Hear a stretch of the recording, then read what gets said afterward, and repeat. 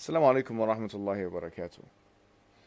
When people try and understand Islam in a general sense, sometimes they can be let down by the media, they can be let down by Islamophobes, they can be let down by a range of different people that talk about Islam. One thing that sometimes is underemphasized is the fact that non-Muslims and Muslims alike are let down by Muslims themselves. They're let down by Muslims who misrepresent Islam in both theory and in practice. Today we're going to be consulting with one of the most prominent Salafi da'i or preachers that has come to the United Kingdom and has since then been quite prominent in Salafi communities. Salafi meaning the way of the companions. In his interactions with other Salafis, he's encountered many groups, fringe groups, sectarian type fringe groups, who have, one could argue, distort the image of Islam in both theory and practice. Today he's going to be describing to us his experience with some of the main scholars of such groups, or some of the main scholars that are referenced by such groups. We will learn from this what he thinks the difference between a methodological Salafism is and a group Salafism. This will be an interview, hopefully, which will shed light on some of the interactions between Salafis and between each other. Not only that, but between Salafis and non-Salafis. Hopefully this will be of use to you and of benefit to you. Assalamu alaikum wa rahmatullahi wa barakatuh. I'm here with Abu Usama al-Dhahabi, a sheikh who has come from the United States, prominent in the United States da'wah, and who's come to live in the UK. He's a graduate of Medina University and has since then been very prolific in Salafi communities, had interactions with all kinds of Salafis, and we're here to ask him questions generally about Salafism, but also more specifically about some of his own interactions. Assalamu alaikum, Sheikh. How are you? So, Sheikh, I wanted to ask you generally for our viewers, what you understand from the term Salafi, and what is following the Salaf in your understanding? Bismillah, alhamdulillah, wassalatu wassalam ala rasulillah. First of all, I want to extend a warm welcome to you, Muhammad Hijab, to my community here in Liverpool. We're honored to have you, and may Allah Azza wa Jalla put your efforts of traveling from where you came from all the way to here, put in your skills of good deeds, Yawm al-Qiyamah. Second thing, in the way of, not a disclaimer, but making things very clear, because I, in the past, did a few things where I was giving advice to the brothers who are following the way of SP specifically, and we're going to deal with these issues, inshallah. Instead of the publications. Yeah. I always try to maintain decorum and respect, because my goal and my objective is not to fight people. Yes. My goal and my objective is to make the dawah of a Salafiyya clear to people to the best of my ability, and in trying to do that, it becomes really crucial that we have the etiquette of what we're claiming we're upon, which is Salafiyya. As it relates to your question, a Salafiyya is the way that a Muslim is going to practice his religion, the way that Allah has made it incumbent upon everyone, and what the Prophet ﷺ has advised with as well. There's an ayah of the Quran where Allah Azza wa Jalla mentioned, لِكُلٍّ جَعَلْنَا مِنْكُمْ شِرْعَةً وَمِنْهَاجًا. Every single group of people, every community, every ummah, we made for you a sharia, halal and haram, the legislation of their way of life. And we made for them a minhaj. The minhaj is the way that you go about practicing this religion. And the way that we go about practicing the religion is what Allah has called to in the Quran and commanded, and what the Prophet ﷺ has also illustrated and called to and commanded. That is, following the way of the Salaf of this ummah. The Salaf of this ummah being at the top of the list, the companions, may Allah Azza wa Jalla be pleased with all of them, And then those people were the students of the companions, known as the tabi'een. And then those people were the students of the tabi'een, and also those people who came after them. So clearly we include the great scholars of Islam, Al-Imam Malik, Al-Imam Abu Hanifa, Al-Imam Ahmed, Al-Imam Shafi'i. All four of them, and other than them, all of them are from the people who we call and describe as the Salaf. But at the top of the list is following Al-Islam the way the companions did. So what they understood what Islam is what we understand Al-Islam is. The ibadat and the worships that they did, we do the same thing. What they didn't do, we don't do. The Eid or the A'yad, the celebrations that they did, we do the same thing. So if there was something that the companions had the ability to do at their time and they did not do it, we don't do it. It's as simple as that. And personally, with my husn al-dhan about the Muslims, all of the Muslims, I don't believe there's a single Muslim walking on the face of the earth. No matter what his madhab is, no matter what his maslak is, I don't believe that there is a Muslim in his right mind, except that every Muslim is going to say, I don't have a problem with following Abu Bakr, Umar, Uthman, and Ali. May Allah be pleased with them. And what they did is what we should be doing. So what happens is that a lot of things get lost in translation because many people who call themselves Salafi, they may not necessarily give a good picture of what Salafiyya is, and so then it becomes confused to other people who are not Salafi. They conflate people's actions who are Salafi with what Salafiyya is. And before you ask the next question, I would just give this example. I'm a revert to this religion, and I'm African American, and the community that I came from was a community in which many Muslims came into my community and took advantage of my people. People were Pakistani, people were Indians, Afghanistani, people were Arabs. They came into my community. They sold Hummer. They sold us pork. They sold us items that were out of date. They ripped us off, some of them. Now, when I looked at them, they didn't give a good picture of what Islam was. Now, a person who may be Asian, a person who may be Arab, a person who may be whatever, he's going to look at me and he's going to say, we don't accept from you, Abu Usama, if you said you're going to reject Al-Islam because of what those people used to do in your community, because they were not a reflection of Al-Islam. They were Muslims, but they were not a reflection of Al-Islam. So I make that same point. We have to disconnect Salafi people who have a responsibility to live up to the name, as Muslims have a responsibility to live up to the name of Islam. But we don't always do that. But I'm just talking for people to understand. Don't reject the truth because so-and-so or this one or that one is not practicing the truth. This is something that Al-Islam rejects. And that's why Allah Ta'ala mentioned in the statement of Allah, يَا أَيُّهَا الَّذِينَ آمَنُوا عَلَيْكُمْ أَنفُسَكُمْ لَا يَضُرُّكُمْ مَنْ ضَلَّ إِذَا اهْتَدَيْتُمْ. You are responsible for your own selves to do what's right, to follow the truth. It doesn't hurt you. If you do that, those who go astray. So that's what Salafiyya is in a nutshell. So is it fair to say that really what you're describing is Islam when you say Salafism, in the sense that everything that Allah subhanahu wa ta'ala commands and the companions did according to the way of the Prophet really is Islam? So Salafism, in your understanding, and Islam are two sides of the same coin? No doubt about it. As-Salafiyya is al-Islam al-Musaffa, al-Islam which is pure, undiluted, and it is not contaminated with anything. It is a synonym for al-Islam, just as Ahl Sunnah is a synonym for practicing Islam the correct way.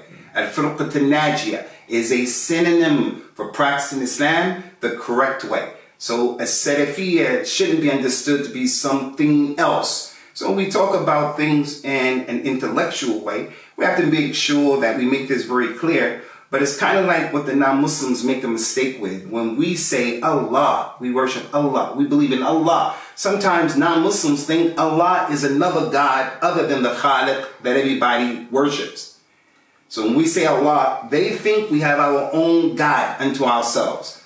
No, we're talking about Al-Khaliq, the Lord of the worlds. Allah, Al-Ilah. So Salafi is the same way. We don't want people, or people should not think when we say Salafiyya is something that is foreign, something else. No. All it is, the definition, following this religion the way the first generation followed this religion. Abu Bakr, Uthman, Ali, and the rest of those companions, may Allah be pleased with them. Now, a question I have is that there are some groups that have emerged, many of them very intolerant in different ways, right? And that ascribe themselves to Salafism. They'll say, I'm a Salafi. They'll say, I'm following the way of the Sahaba. Some of them we're seeing overseas, extremists, for example, that do takfir, and they also claim to follow the Sahaba. In our quarters here in this country and in parts of the West, we see ultra-intolerant people like you mentioned, like, for example, the Salaf publications, people like that find it very difficult to communicate or to cooperate with other members of the Muslim community. How do we differentiate between Salafism as understood as a manhaj, or as a way, if you like, from the sect or the group or those individuals who ascribe to Salafism? I think it's really important that knowledge plays a really critical role in this, because if a person has knowledge, he'll be in a position to realize this is not Salafiyya. And that over there is not Salafiyya. But if a person is ignorant, he's not in a position to discern. He can't make a distinction. He'll just base it upon mere claims. So I think it's really critical that people understand, as Allah mentioned in the Quran, when He gave this comprehension, this understanding to people, فَإِنْ آمَنْتُمْ بِمِثْلِ مَا آمَنْتُمْ بِهِ فَقَدْ اهْتَدَوْا. Allah said to the Prophet ﷺ, if the people believe the way you and your companions believe, then those people are guided aright. So all we have to do is know how and what was the Prophet upon sallallahu alaihi wasallam. So we know that the Nabi of Islam sallallahu alaihi wasallam was a gentleman. He was a gentleman. He had akhlaq. He had adab. He had sabr. He was truthful. He was a person more than anything else who had al-iman billah without any shirk or anything like that. So his aqidah, his ibadah, what he believed, how he worshipped, and his muamala with the people. We look at that and we say, anyone who's doing that, that's Salafiyya, even if he doesn't call himself Salafi. So I'm a person giving dawah to Allah. I go into a masjid. I do not believe it's wajib for me to go in there beating the drum saying Salafi, Salafi. I don't have to do that. I don't have to do that. And a person doesn't have to even call himself Salafi. Allah didn't reveal that and make that wajib upon him. So what we have to do is we have to look at what was the Prophet doing, sallallahu alaihi wasallam, and what was he upon? And we say, whoever is doing that, then that individual is on a Salafiyya. And if the person is falling short of the mark, we don't exclude him and take him off of a Salafiyya. We just say that he's not reaching all of what should have been reached. And we're all falling short of the mark. No doubt about that. There is a concentration nowadays on the scholars of Saudi Arabia. And one particular scholar who has become very prominent, especially in terms of the amount of followers that they've gotten in terms of taqleed, is Sheikh Rabi' al-Madkhali. And it's become almost like a global movement now. Pockets of every Muslim country have some followers who follow this Sheikh almost in a blind following format. What do you have to say about this, and what were your kind of experiences with Sheikh Rabi' al-Madkhali? As it relates to the brothers who are from the West, America and the UK, I don't think any of the brothers who are on the scene right now have known a Sheikh Rabi' longer than I have. Because when I was in Al-Medina, I was close to the Sudanese students, and they were very close to a Sheikh Rabi'. Sheikh Rabi' knows me by my name, and for all of these years, he never said to the group of brothers who claim that they had this love for him, to the degree where we find this ghulu. One of them was speaking, gave a lecture. Is extremism. Extremism. In one lecture, the person would sit there and say, Sheikh Rabi', Sheikh Rabi', Sheikh Rabi', 100,000 times, and not mention Allah, and not mention Rasulullah sallallahu alaihi wasallam. This is ghulu. They claim that they love and honor and respect him. Inshallah, they do. Yeah. But none of them knew Sheikh Rabi longer than I've known him. And the Sheikh Rabi, no doubt, was, and he is a scholar of Islam, because other scholars have said that. And as a result of that, we have to respect him. And he deserves that respect. He's gained that respect. But although that is the case, we have to say the truth. The truth is the truth. And that's what we learned from As-Salafiyya, especially from the scholars who we met. And Sheikh Rabi used to be upon that. And he used to teach people that way. That we respect people, but we follow principles. We respect personalities, but we follow principles. We don't follow individual people like that. So as it relates to Sheikh Rabi, is no doubt a scholar of this religion, but a lot of people have ghulu, and they go overboard with Sheikh Rabi, to the point that one of the sheikhs of these brothers, and he was supportive of Sheikh Rabi in Medina right now. His name is Sheikh Abdurrahman Muhyiddin. He has a good relationship with Muhammad ibn Hadi, who broke away from Sheikh Rabi and they're having problems. Sheikh Abdurrahman Muhyiddin is a good sheikh in the Sunnah. He was phoned and he was asked about how some people have this extremism in Sheikh Rabi. And he said, you know, some of these people worship Sheikh Rabi. That was his metaphorically. He meant metaphorically. Yeah. Now, had some other person made this mistake about someone else, for an example, Sheikh Rabi said about Sayyid Qutb, Ghafarallahu lana wa lahu, that Sayyid Qutb said that the Islamic societies are societies of a jahiliyyah. And as a result of that, some people said that Sayyid Qutb make takfir of the Muslims. I don't believe Sayyid Qutb was making takfir. I think he was speaking metaphorically that there are things of jahiliyyah that are many of the Muslim societies. I don't think he was making takfir of everyone. But what happens is, if you're an enemy to Sayyid Qutb, you take his words and give it the worst possible interpretation. But if you're a friend of Sayyid Qutb and you love him, honor, respect him, you give the best interpretation. So Sheikh Abdurrahman Muhyiddin metaphorically said, these brothers worship Sheikh Rabi. He didn't mean that they're kuffar. But had he been their enemy, they would have said, you see how he's making takfir? See how he's making takfir? But anyway, he was pointing to the reality of many brothers. And that is that whatever Sheikh Rabi says, that's what they're going to say. If he says it's halal, it's halal. He says it's haram, haram. If he says mubtadi, mubtadi. If he says you're okay, you're okay. If he says you're a major scholar, you're a major scholar. If he says you're ignorant, you're ignorant. And that's what Allah Ta'ala was referring to when he said in the Quran about the Ahlul Kitab. اتَّخَذُوا أَحْبَارُهُمْ رُهْبَانُهُمْ أَرْبَابًا مِنْ دُونِ اللَّهِ. They take their priests and their monks as lords along with Allah. Akhi, Muhammad Hijab. Really important. When I went to Medina and the doors of the Salafiyya opened for me, and I was in Medina, Sheikh Rabi was one of the people who helped me to be on Salafiyya. But one thing that really Allah blessed me with was that I was looking towards Jordan to what Al-Imam Al-Albani was saying.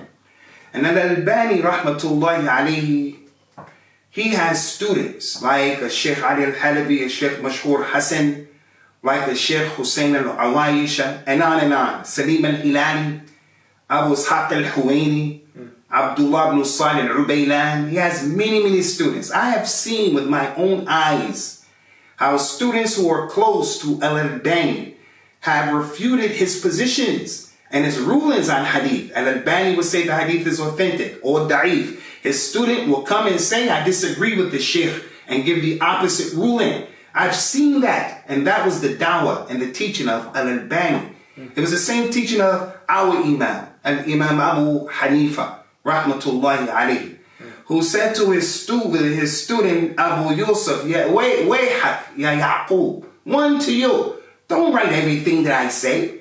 I say something today, I may change it tomorrow. I'm a human being. I may change my position. Don't blindly follow me like that. So that's what I saw with Al-Albani. I will challenge you. I will challenge you. And anyone who else is listening. Find me a situation where these brothers have disagreed with Sheikh Rabi in anything. You're not going to find it. Just as you won't find them retracting any mistakes. You won't find them retracting a mistake. They make mistakes. We all make mistakes. The Prophet mentioned, sallallahu alaihi wasallam, "Men samata naja." Whoever is quiet will be successful. As long as you talk, you're going to make mistakes. So you have to be willing to retract your mistakes. That's just what it is to be human. Show me where one of those brothers retracted, with the exception of Brother Dawood Adib, who said something that was an extreme statement. He has said that the ulama, they contact SP to find out who's Salafi in the West. And when that issue was brought to some of the scholars in Saudi Arabia, and all of the scholars are not only in Saudi Arabia, but when that statement of his was brought to some of those scholars, he retracted that publicly. That's the only retraction that I know that came from any of those brothers. And I'm not saying Dawood Adib is with them right now, but maybe I hope we get a chance to talk about Dawood Adib a little later on. But my point is, a Sheikh ibn Baz, a Sheikh ibn Uthaymeen, the ulama of al-Islam, a Sheikh Muqbil, rahmatullahi alayhi, you will find their students refuting the positions of all of those sheikhs with adab, with good manners. But you won't find these brothers who follow Sheikh Rabi' ever saying the Sheikh was wrong for this and the Sheikh was wrong for that. Which brings me to this other issue, if you don't mind. There was a time when the Salafi brothers were all together and we were united on the heart of one man. Although there were some differences, but we were all together. Are you talking about in the UK? In the UK and in America. Right. And they'd be in the mid-90s at the beginning, Salafi started taking off. Right. We were all together. And I remember the issue that caused me to become public enemy number one to them until this very day. And it had to do with the extremism in Sheikh Rabi'.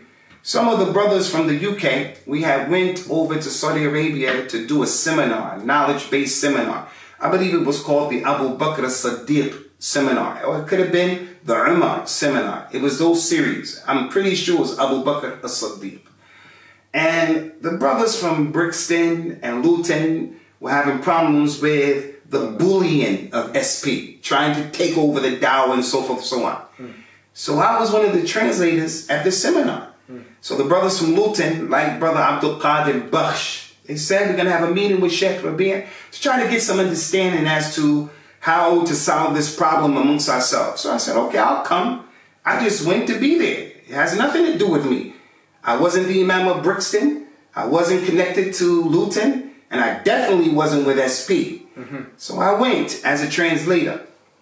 Sheikh Rabi began to lay into Abdul Qadir Bakhsh and used to say to him, was telling him, you have to go back and make peace, and you have to do this, you have to do that, and you brothers, and he was really giving him a go for his money. And Sheikh Rabi was very upset. He was very upset. And then he made a statement that I couldn't accept because I know it wasn't true. He said that the sheikhs from Jordan, Sheikh Ali al-Halabi, Sheikh Salim al-Hilali, Sheikh Musa al-Nasr, rahmatullahi alayhi, and Sheikh Usama Qusi at that time, ghafarallahu lana wa lahu. He said that these people, along with Abu Hassan al-Ma'rabi, are trying to take the attention of the Shabab away from the ulama, meaning him. And they're causing the Shabab to look at them. And I said, Sheikh, what are you talking about? He said, Abdurrahman Hernando, a Hispanic brother who had extreme views back then. Very intolerant back then. Very intolerant. And the reason why I'm saying his name is because I have to make it very clear. He said, Abdurrahman Hernando called me and he told me that these sheikhs supported someone who Sheikh Rabi was not happy with there in America. Our brother Imam Abu Muslima, hafidhahullah ta'ala wa ra'ah. I said, what do you mean, Sheikh? What do you mean? He said, Hernando told me. I said, no, Sheikh, that's not true. Hernando is not practicing Islam anymore even. And Hernando was known to be a person who adds in his narrations and subtracts to his narrations. And the man is not even practicing. Sheikh Rabi, after being very upset and very animated, when I told him the reality of Hernando, he calmed down and he said, I don't believe everything that the Shabab tell me when they call me.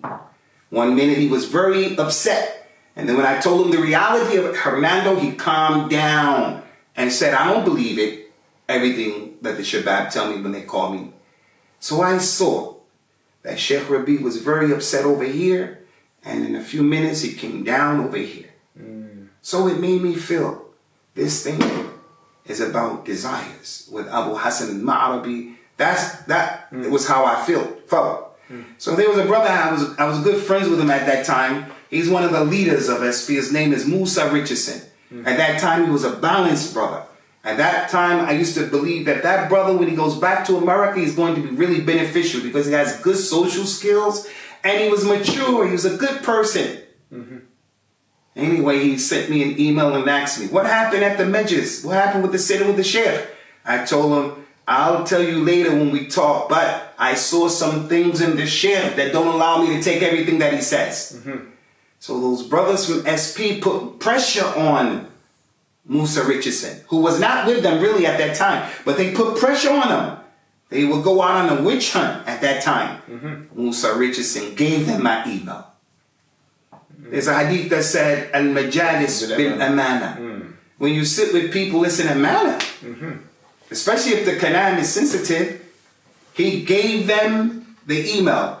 I don't blame him because pressure, it bursts pipes. You know, the iron pipes, if there's too much pressure, the pipe will bust. That's right. So this is how it is. But that was how I became public enemy number one. They read that. I saw in Sheikh Rabi some things that don't allow me to take everything that he has to say. To them, that was disrespect. But to be honest, that statement, if you just look at it from the face value, I mean, that you can say that about any scholar of Islam. Someone with intellect would say, what did you see? What did you see? And then they would judge, you're being disrespectful. But that's just the point, to answer your question. Right. That's the ghulu and the extremism that we find manifested in some of the brothers as it relates to a Sheikh Rabi'. And Sheikh Rabi' doesn't deserve that. He doesn't deserve that type of ghulu. So what you've mentioned is not dissimilar from what Dr. Baker mentioned in some of his interactions with Sheikh Rabi' al-Madkhali. In particular, what he actually mentioned to us in the interview is that there was a particular agreement that took place on a whole arbitration process, and then it was overturned. Like you were saying, from one kind of extreme to another, one agreement was overturned after someone convinced Sheikh Rabi' al-Madkhali of a certain thing. So the question I want to ask you is, if that is the case and we know this of Sheikh Rabi' al-Madkhali, how is the way we should perceive Sheikh Rabi' al-Madkhali? How should one have an interaction with scholarship generally, but more specifically about Sheikh Rabi' al-Madkhali?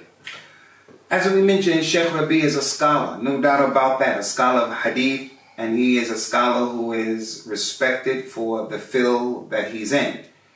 And in our religion, we make the ta'zeem of the nusus. When Allah says something in the Quran, when the Prophet says something, sallallahu alayhi wa sallam, salafiyya is, we take those two sources and we glorify them, we magnify them. So we have the statement of the Prophet sallallahu alayhi wa sallam, al-ulama warathatul anbiya. The scholars are the inheritors of the prophets.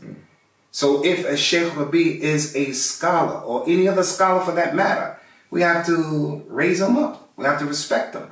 But we raise him up to the degree that he deserves. There is a hadith in Sahih Muslim in the introduction in which Aisha said, Umirna an nunazzil an-nas manazilhum. We've been commanded, put people in their proper places. Don't treat your parents as if they're children. And don't treat the policeman as if he has no authority. Don't treat the husband as if, no, we treat everybody in accordance to the treatment that they deserve. So Sheikh Rabi' deserves that. But although that is the case, we just don't go overboard. And we look at the reality. I have seen with my own eyes, I heard with my own ears, things that don't allow me to take him as the imam of a jarh wa ta'deel. And that's not from the usul of the religion that we love each other on and we hate each other on. Abu Usama al-Dhahabi, I've seen with my own eyes, with my own ears, things that say, no way. I don't care if Al-Imam Al-Albani said that, I don't agree with that. Because I have my own eyes and my own ears and my own experience. And also, I have history on my hand. Since Al-Albani, rahmatullah alayhi, made that statement, there are a lot of things that have transpired that the Imam of al-Jarh wa Ta'dil wouldn't say this, wouldn't judge people in this type of a way. And then we had, number 3, Sheikh Rabi himself saying, I'm not comfortable with that. I am not the Imam of al-Jarh wa Ta'dil. He said that? Yes, he said that. That is, from the Watha'iq, that's from his words. He said, I don't accept that. He said, I am not the Imam. And then fourthly, we have scholars saying that al-Jarh wa Ta'dil doesn't even exist right now.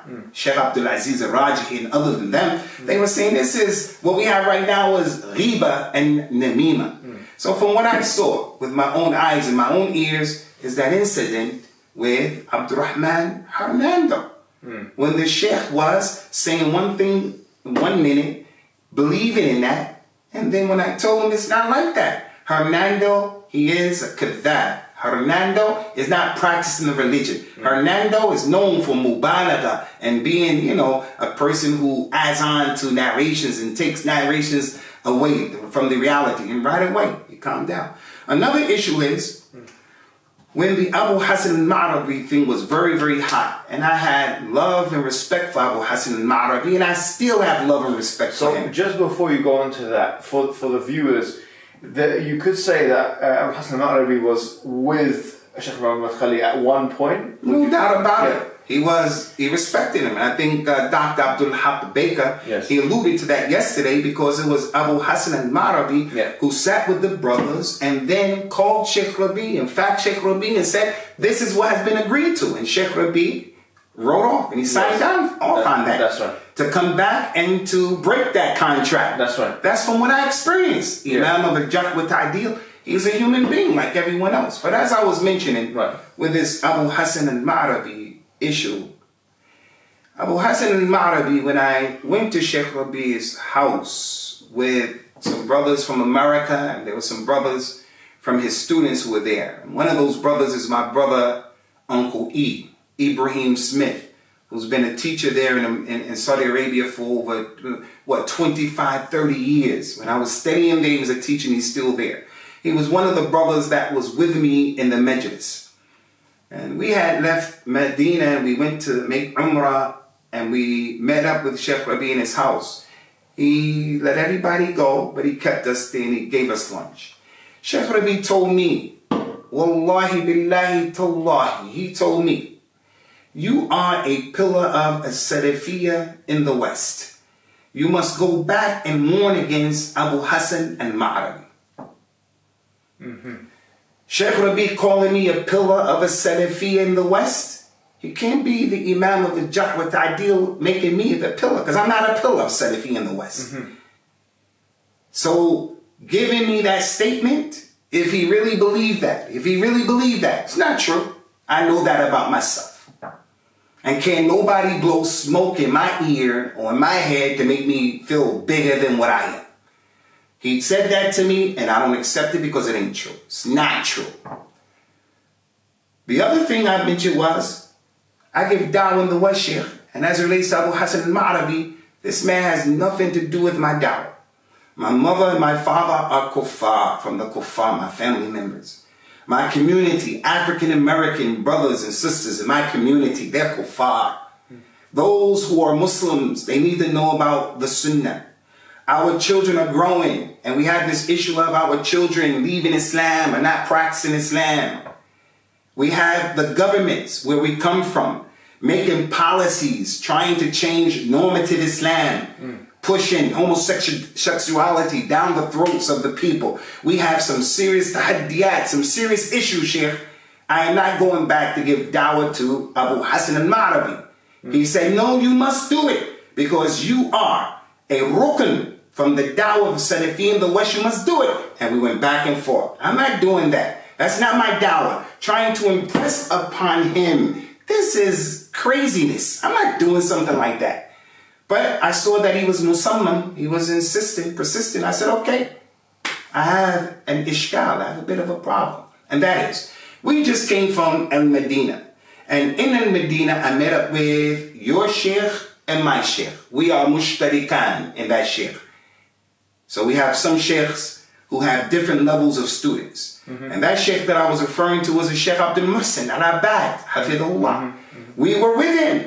And I asked him, with the American brothers, what do you have to say about this war that's going on with Sheikh Rabi and Abu Hassan al-Ma'rabi? He said, you people should leave that and turn to beneficial knowledge. You should leave it and don't worry about these things. It only leads to the hearts getting bad and so forth and so on. I said, so your sheikh and our sheikh. Sheikh Abdul Muhsin was from our shuyukh. This was his advice, that we should leave it. I should not talk about Abu Hassan al-Ma'rabi, but you're telling me I should. Sheikh Rabi told me, wallahi, a Sheikh Abdul Muhsin doesn't read about these issues, and you read. He doesn't know about Abu Hassan al-Ma'rabi. You, as in you. And I, Abu Usama, you read and you know. Those are my personal experiences that let me say that Sheikh Rabi is not the Imam of Al-Jarh wa Ta'dil. Because if a Sheikh Abdul Muhsin doesn't read and Abu Usama reads, then woe unto Qira'ah. You know, reading. It's true, yeah. We have to pray janazah on reading. If a Sheikh Abu Abdul Razak, Sheikh Abdul Muhsin al-Abad, Badr, if he doesn't read, and Abu Usama is reading, then way hot to Al-Qira'ah. Al-Qira'ah is done. And those are the experiences that I had, my own experiences. So is it fair to say that there were feuds and conflicts between these mashayikh, like Sheikh Abu Hassan al-Ma'rabi and like Sheikh Abu Khadeejites, which the students got involved in? And as a result of this, we find conflict within the followers of those students. Is it as simple as that? No doubt, it's as simple as that. And what happened was, unfortunately, I believe a lot of people found that their star could shine and burn bright by taking on board and making it their responsibility to push the narrative of Sheikh Rabi. Those people who support Sheikh Rabi raised them up. So there are a lot of brothers who didn't study, and I don't have anything against people who didn't study in a university, because you can be a person who has not studied, like the young brother Abdurrahman Hassan.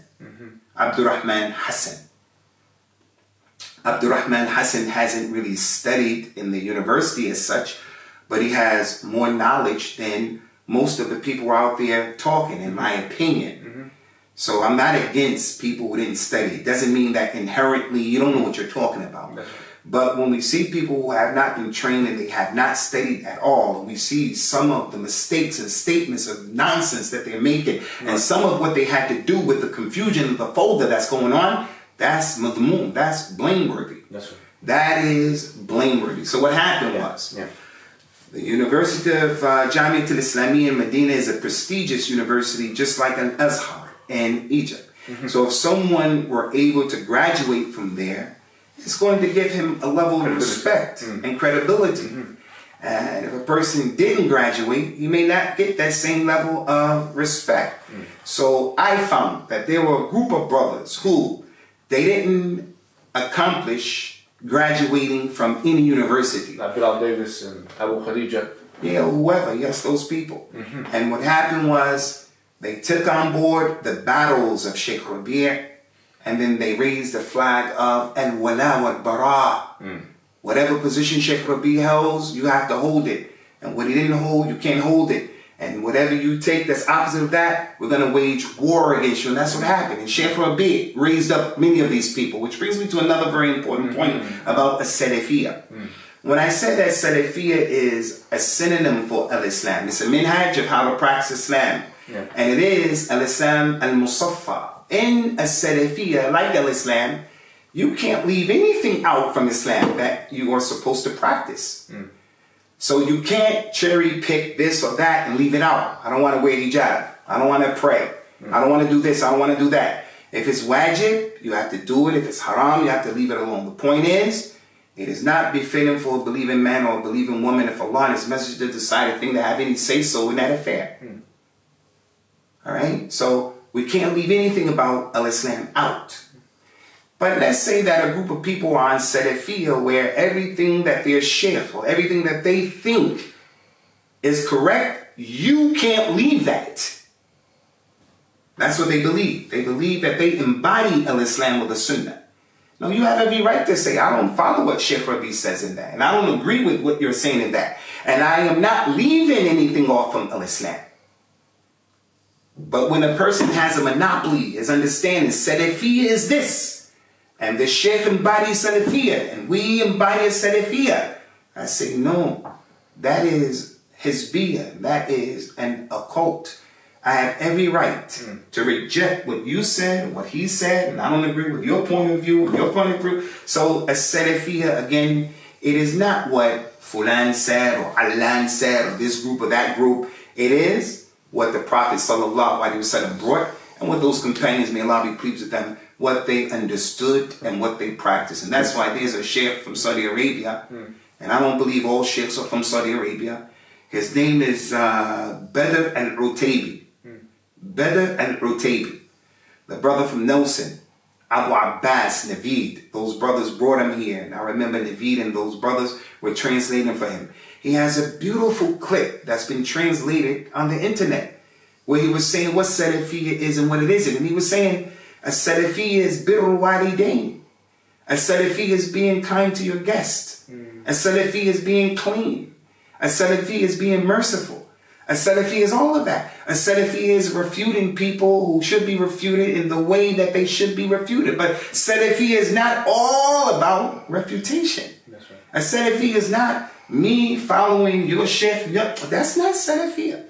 Can I ask a question on this? I was going to ask a question of, for instance, one of the things that's happening now in the West is if there's a da'iyah or a public figure or a sheikh or a scholar that is seen sitting with someone who is not seen as a Salafi, say for example is a Shi'i or he is a Sufi or something of that nature, then they say that person is now become a mubtala, an innovator. Where that happens on the one hand, there's also a contradiction in the fact that we sometimes see Sheikh Ahmed Khali himself, some of the major scholars of Saudi Arabia sitting with scholars who are also Sufi or Shi'i or whatever. So is there a big double standard in the way they apply their principles here? Yeah, there's a major double standard, I actually gave some words of advice to these brothers. And one of the words of advice about 6 years ago in Ramadan was called the double standards of SP. They had double standards. And I mentioned in there how Shaykh al-Islam ibn Taymiyyah and his student Ibn al-Qayyim and other than them, they had showed how it is permissible to cooperate with innovators and non-Muslims and evil people and evildoers when you're doing something under the umbrella of al-Islam, and it only can be accomplished by doing it in that way, and the harms don't outweigh the benefits and so forth and so on. And how Sheikh Rabi went to Sudan and he sat with the Sufi, the tariqah of a Sufiya. He sat with them and he gave them dawah. And there's nothing wrong with that. How a Sheikh Rabi in Saudi Arabia sat at a meeting where their leader called some of the ulama, some of the shuyukh, some of the doctors, some of the Islamic thinkers.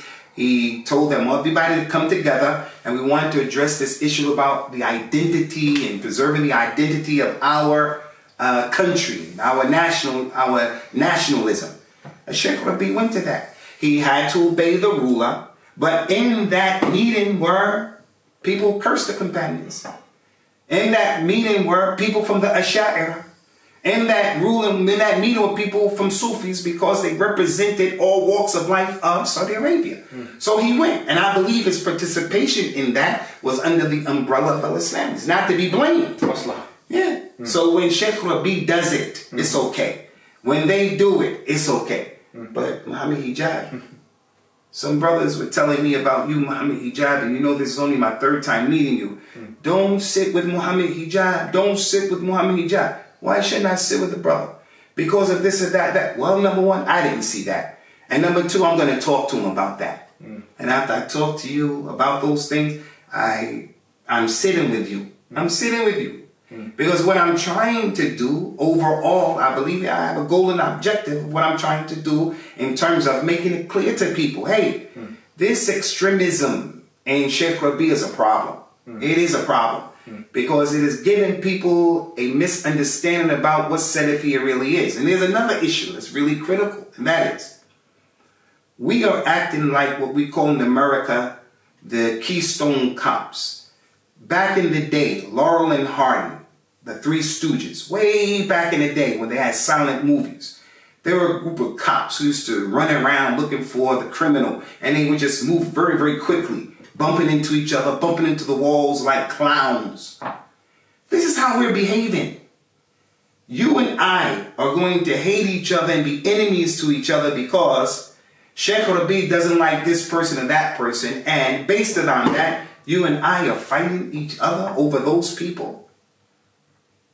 You're going to scream, it's the Sunnah, it's the Sunnah. I'm telling you, it's not the Sunnah by the Lord of the Kaaba. And that's why when we find those people who are with those brothers, I think they have about 30 people from their sheikhs and students who have been thrown off of the minhaj by those brothers. What kind of dawah is that? What kind of dawah is that? One of the things that made me also say Sheikh Rabi is not, I don't accept him being the Imam of al-Jarh wa Ta'deel, is the problem with Muhammad ibn Hadi al-Madkhali.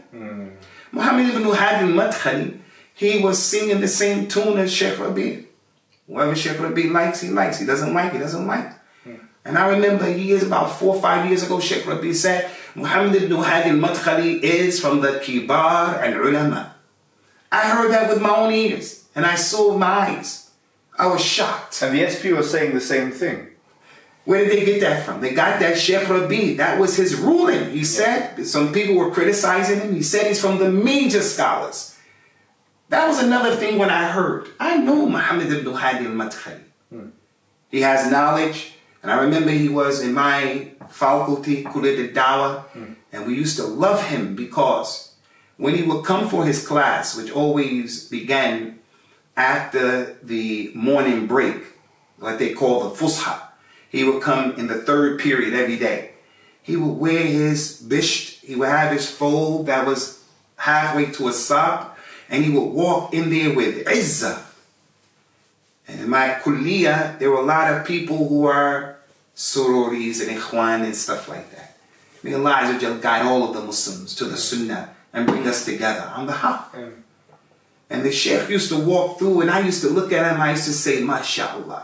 He kind of didn't, he gave this air of, I don't care what you think. And I liked that. It wasn't arrogant. I thought and I felt it was the strength of the sunnah. And one thing that I learned about him is, he's not a yes man. You're not going to push him around. So now that he broke away from Sheikh Rabi because he doesn't agree with some people Sheikh Rabi likes, he doesn't like them, so he gets thrown off of a Salafiyya. But anyway, a shahid. When Sheikh Rabi said that he was a major scholar, I said, man, come on, man. I don't accept that. I studied in Saudi Arabia. I know the difference between a major scholar and a student of knowledge. We have students of knowledge who are aqwiya. He's a student of knowledge who is strong, a major student of knowledge. And he's a minor student of knowledge. But from the Kibar ulama, now, once they had a problem, now he's ignorant. From the Kibar, now he's ignorant. He's lazy. He doesn't have books. These are some of the reasons that I say with my own eyes and my own ears, I don't accept Sheikh Rabi as being the Imam of al-Jarh wa Ta'deel during our times, nor do I see him as a person who, as those brothers say with their ghulu, we test people by Sheikh Rabi. And then taking the statements of the Salaf out of context. We don't test people with Sheikh Rabi. What are you talking about? But again, they get this stuff from people who are higher than them.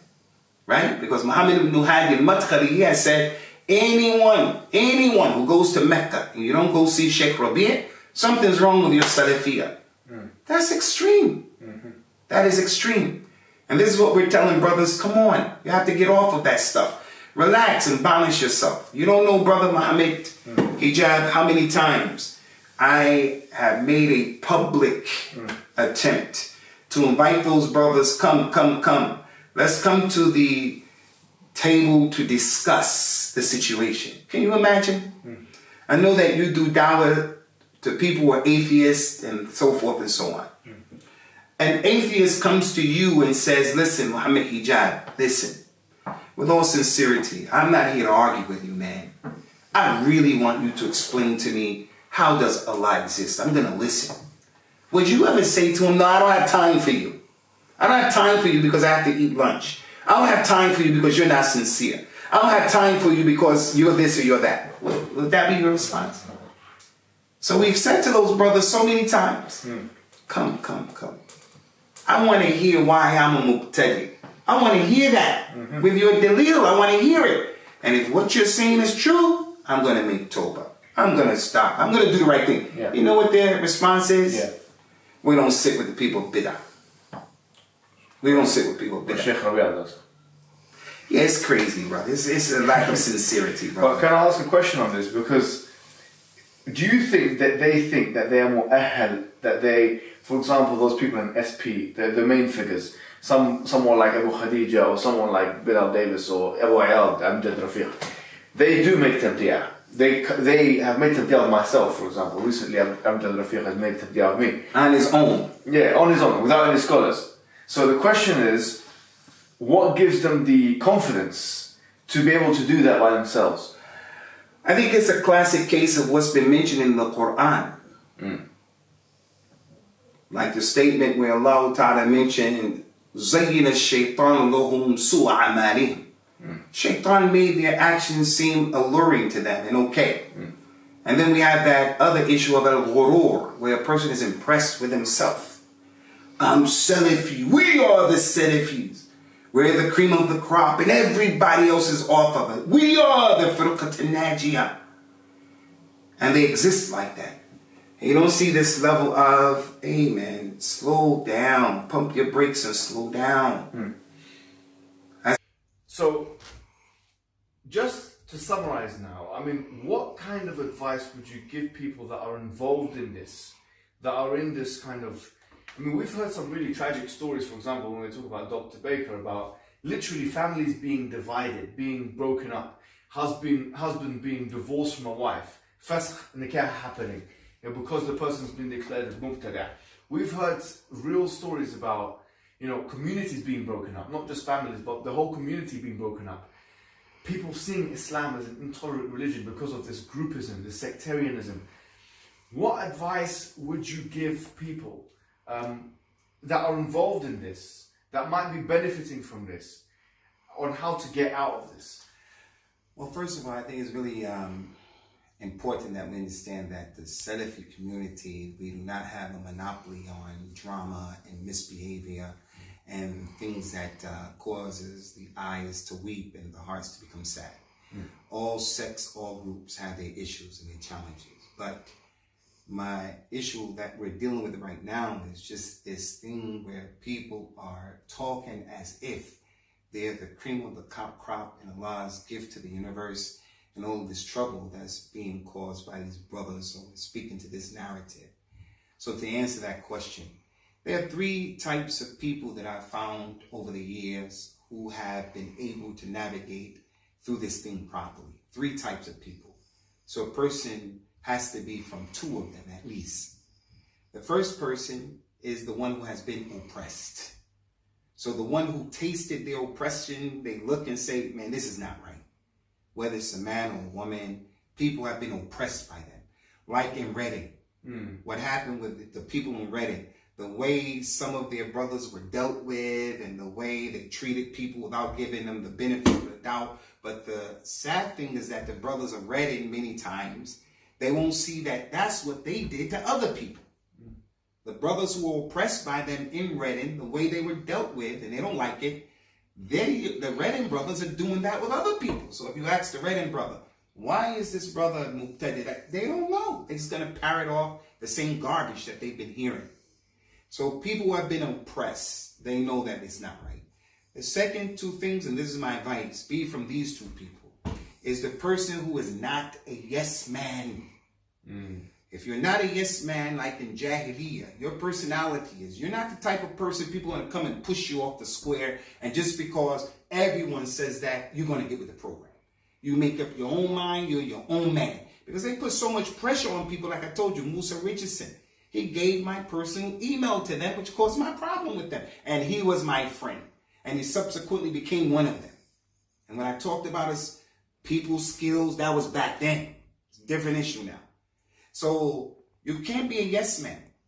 I've always told my students, like Mufti Mink, when they were saying Mufti Mink is this, Mufti Mink is that, I said, listen, don't let anybody push you and bully you into a position for or against people. Say what you believe, and then let the chips fall where they went. Man, the last person is the one who has knowledge. People who have basic knowledge will know what they're doing is not right. How in the world can you force everybody to take your position or Sheikh Rabi's position? And if you don't take their position, then you're not on the sunnah. You're to be boycotted. You're to be isolated and ostracized and marginalized. Where does that come from? A person who has knowledge of this religion. They'll take those statements that they use from the Salaf out of context and say, you guys are using this out of context. We used to test the people with Ahmed and Ali Medini. And so to do that, we don't sit with the people of innovation because the Salaf didn't sit with people of innovation. Are you serious? Are you really serious? We can sit with people of innovation, but there are dawabit, there are rules and regulations. So my advice, get knowledge and be a man. Be a man, a person who would dare to have your own position and to let your position be known. And if you want to stay under the radar so that the drama passes you by, I don't blame you. This is the time of fitting. So if a person doesn't want to get involved in the drama, I respect that. Don't get involved.